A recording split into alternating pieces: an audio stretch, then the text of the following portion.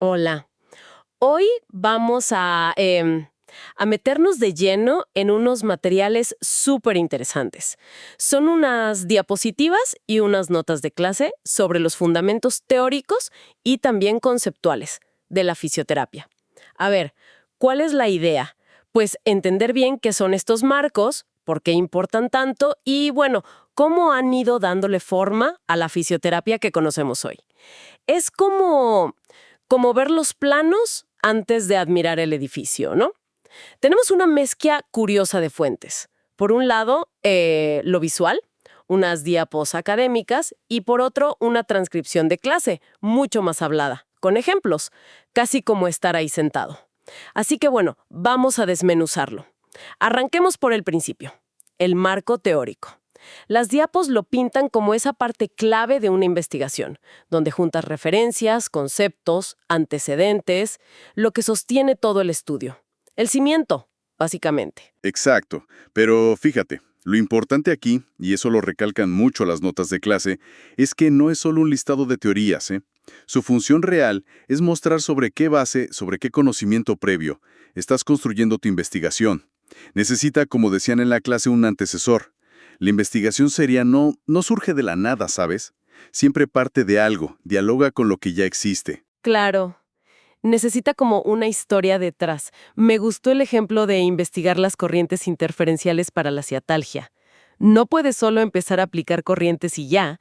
Tendrías que, pues, revisar la historia de la electroterapia, desde que se observó la electricidad, los usos industriales, y luego cómo llegó a la medicina. Trazar esa línea. Precisamente.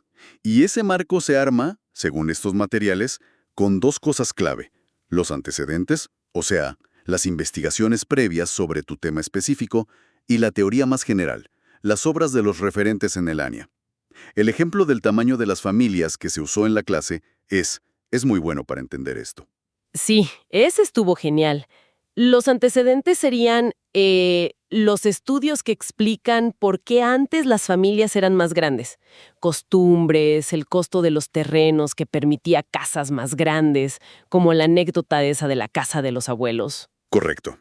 Y las teorías vendrían a explicar el cambio de ahora, las familias más chicas.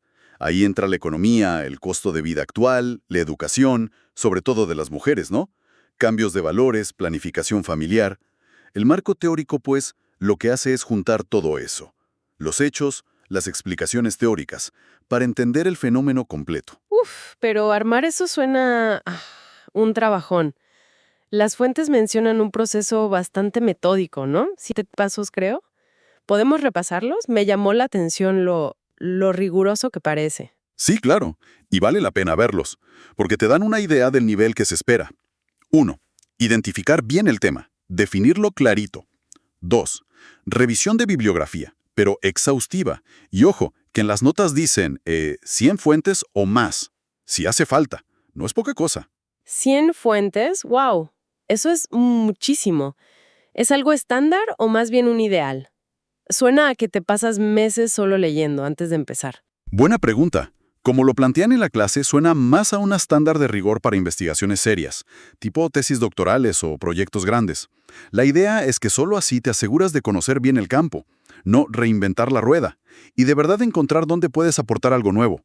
Es un esfuerzo grande, sí, pero fundamental. Usar toda esa info y analizar las teorías, ver qué sirve, qué no, cómo se comparan.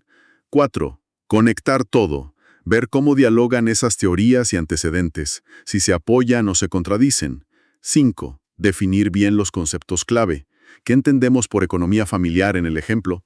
O por costumbres, hay que precisarlo. 6. Redactar todo de forma coherente, que se entienda bien. Y 7. Revisar y actualizar. Porque el conocimiento cambia, ¿no? Tiene todo el sentido. Y al final de todo este proceso tan intenso, ¿qué se busca? ¿Un documento perfecto? Pues, más que perfecto, se busca una exposición que sea coherente, ordenada, muy transparente con las fuentes y los conceptos, y clara, que permita entender el problema a fondo y, sobre todo, valorar si tu investigación realmente aporta algo nuevo, algo relevante. Mencionaste la transparencia, y sí, recuerdo que las notas hacían mucho énfasis en eso. ¿Por qué es tan crucial? Es que es clave. Es un tema ético y metodológico. Significa mostrar los datos tal cual son, sin esconder nada. Incluso si los resultados no son los que esperabas, o si hay efectos negativos, como en un tratamiento. Hay que decirlo. Ocultarlo, bueno, es faltar a la verdad. Se mencionó el caso del submarino Titán, ¿te acuerdas? Cómo se mantuvo esa idea del rescate cuando los datos técnicos apuntaban a otra cosa casi desde el principio.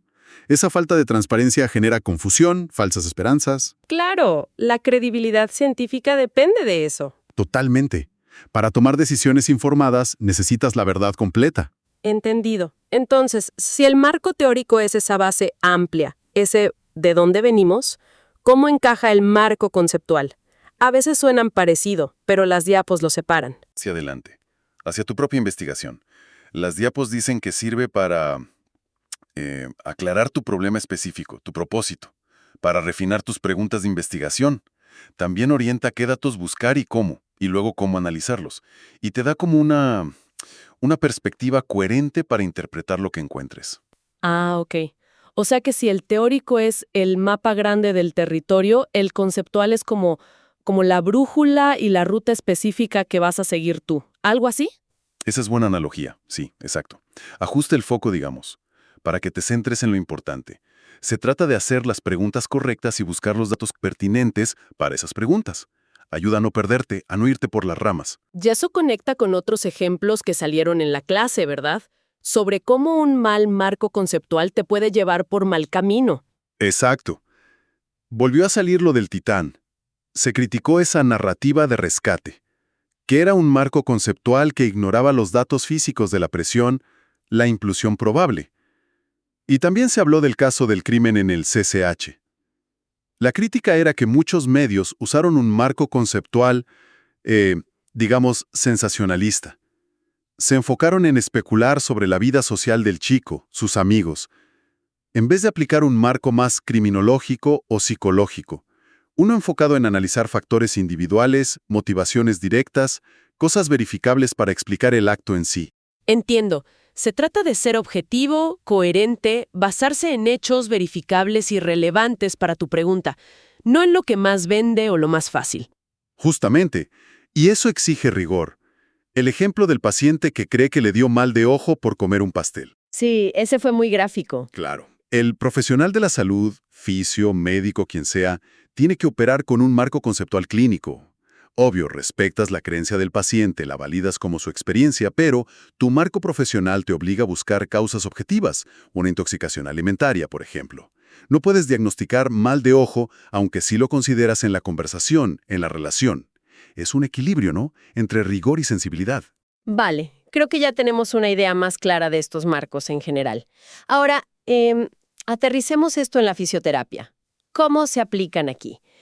¿Cuál es el marco fundamental de la fisio? Pues la idea central que recorre todo el material es que el marco teórico de la fisioterapia gira en torno al movimiento.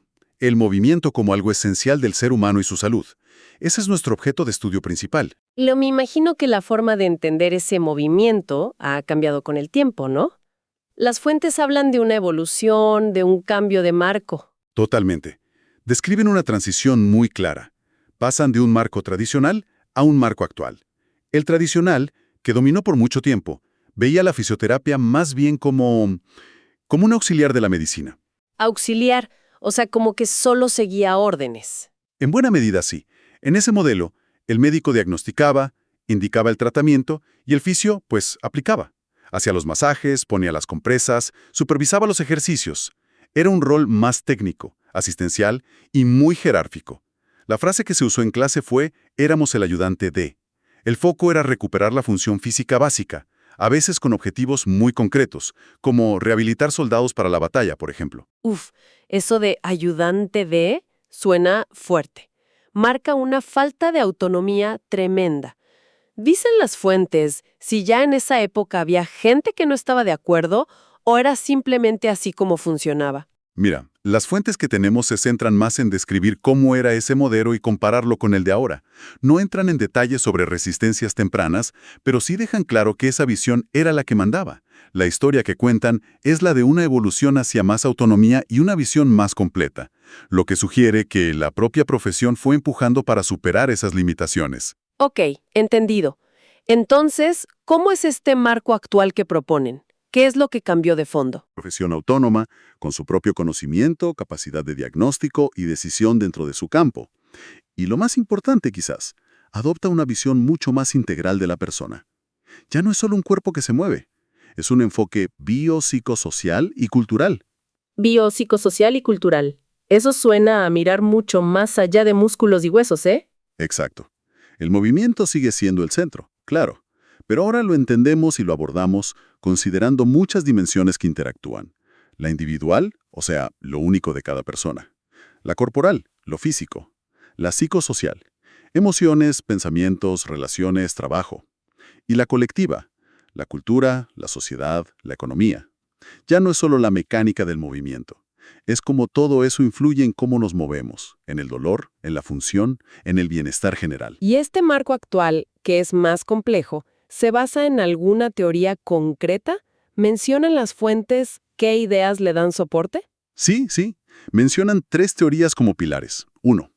La teoría general de los sistemas, que dice que el todo es más que las partes y que todo está conectado. Un paciente está en un sistema, familia, comunidad, trabajo, y eso influye. El ejemplo de la clínica que cerró, aunque estaba súper equipada, es perfecto.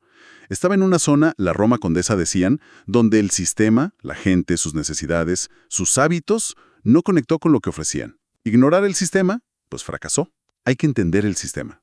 Entiendo. No puedes tratar a la persona aislada de su contexto. Exacto. 2. La teoría de las necesidades humanas. Tipo Maslow. Hay que considerar todas las necesidades, no solo las físicas. Las fisiológicas, comer, dormir, seguridad, sociales, afecto, pertenencia, estima, autorrealización. La reflexión de la clase fue buena. Les preguntamos a los pacientes si comen bien, si duermen lo suficiente. Son cosas básicas que afectan la recuperación. El marco actual dice, hay que considerarlas. Tiene lógica. ¿Y la tercera teoría era? 3.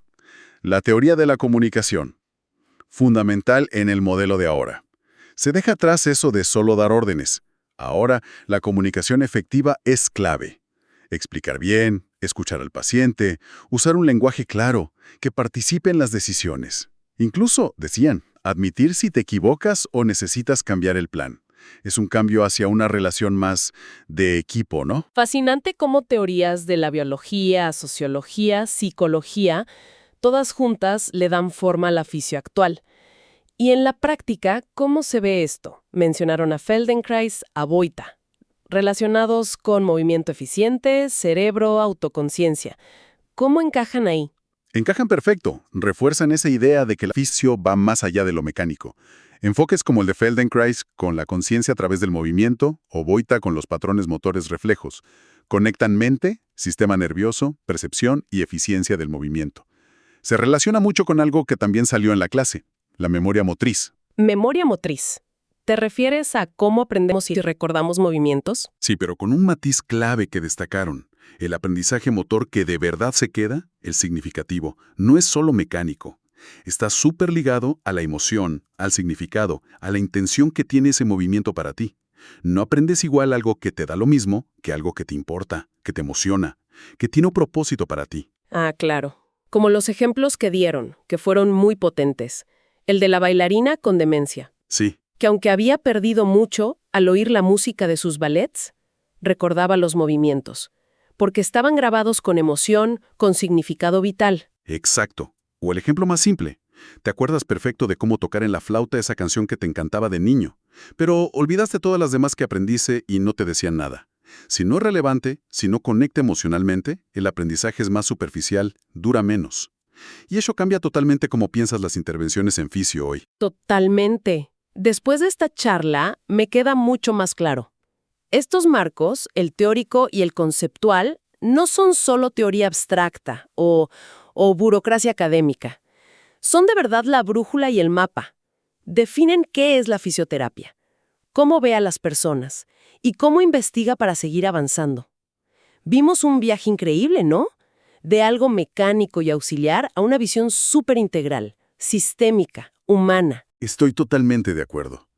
Y quizás como una idea final para quienes nos escuchan, podríamos dejar una pregunta abierta, ¿no? Si la fisio sigue avanzando por este camino, hacia una visión más holística, más autónoma, centrada en la persona completa, apoyada en estas teorías de sistemas, necesidades, comunicación, ¿cómo nos imaginamos que podría cambiar la experiencia de ir al fisio en el futuro? Más allá de quitar un dolor o ganar movilidad, ¿qué otras dimensiones del movimiento, de la función, de la salud en sentido amplio, podrían volverse centrales en la consulta gracias a esta base teórica cada vez más sólida? Es algo para pensar, ¿no?